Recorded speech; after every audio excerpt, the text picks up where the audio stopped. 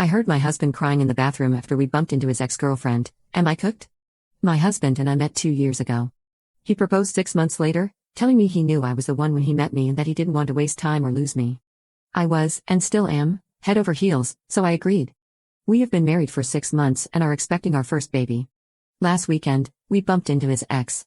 They were together for 9 years, but she ended the relationship when he didn't take it to the next level.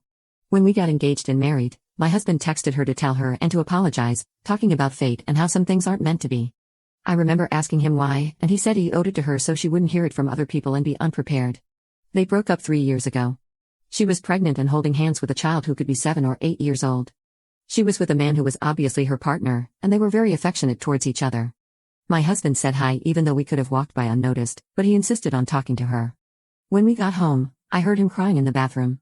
Now, he has been depressed and distant the whole week. I realized he must have written to her after we got home, and he showed me his phone, confirming that he had. He again apologized for what he did and told her that some things are not meant to be. Would I be the jerk if I confronted him about what's going on? Why is he doing this? Relevant comment. Not the jerk, but it sounds like a cliché story.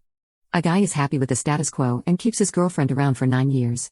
While he says he's open to the idea of marriage, to string her along I presume, he believes it's unnecessary and doesn't actually make plans to get an engagement ring or pop the question. He just assumes that if he runs the clock, she will be stuck with him for life. His ex decides that she's had enough of his placating words and realizes that if she wants to get married and start a family, it can't and won't be with him. After she takes charge of her life and dumps him, he begs her to take him back, promising to give her the ring and wedding that she wanted, but it's too little too late. Curtains close on this relationship. He takes a year or so to heal and then finds you, who checks off most of his boxes. Instead of risking the same thing happening again, he proposes to you after 6 months of dating.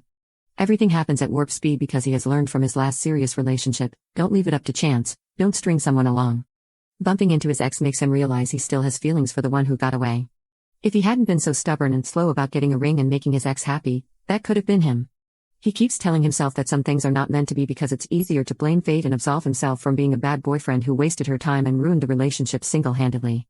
I'm glad his ex got her happy ending.